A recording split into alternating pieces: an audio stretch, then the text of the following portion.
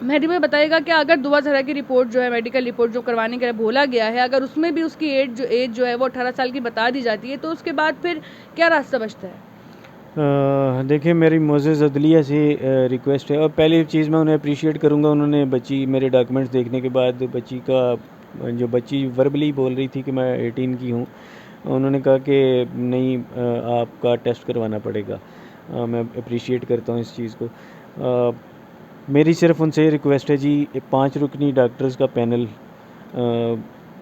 Neutral panel जो होता है वो इसके ऊपर बनाया जाए, बच्ची की रियल एज जो एक्चुअल में उसकी एज है वो डिटरमिन की जाए, ताकि इसमें कोई शक वाला काम ना हो जैसे दूसरे केसेस में हुआ।